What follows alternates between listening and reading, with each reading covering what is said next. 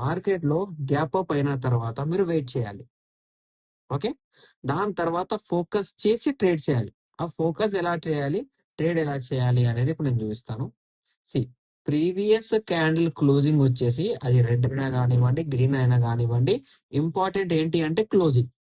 ఓకేనా, closing red అనేది కింద ఉంటది, గ్రీన్ క్లోజింగ్ అనేది మీద ఉంటది. కాబట్టి ఇప్పుడు దాని దగ్గర మనం వెళ్ళొద్దు. ఇది వచ్చేసి అనుకుందాం పర్టికులర్ వేరే ఏదో క్లోజింగ్ ఉంది అని అనుకుందాం. ఓకే, అండ్ మార్కెట్ లో ఏమైంది, దాని తర్వాత గ్యాప్ అప్ అయింది.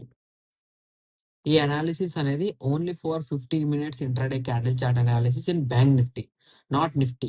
సెన్సెక్స్ కూడా వర్కౌట్ అవుతుంది. ఓకే, ఇప్పుడు ఇలా మార్కెట్ లో ప్రీవియస్ డే క్లోజింగ్ తర్వాత గ్యాప్ అప్ అనేది అయింది. గ్యాప్ అప్ వచ్చేసి గ్రీన్ క్యాండిల్ అయింది. ఓకే, గ్రీన్ క్యాండిల్ అయ్యి గ్రీన్ క్యాండిల్ క్లోజ్ చేసేసింది.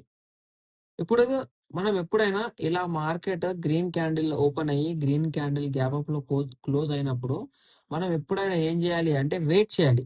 Wait for possibilities. అంటే ఇప్పుడు ఇది ఓకే, ఇప్పుడు పాసిబిలిటీ ఏంటి మార్కెట్ లో, ఇప్పుడు బయింగ్ ఎలా, ఇప్పుడు బయింగ్ అవుతుందా సెల్లింగ్ అవుతుందా అంటే వెయిట్ చేయాలి. వెయిట్ ఎప్పుడు వరకు చేయాలి అది కూడా చెప్తాను నేను. వెయిట్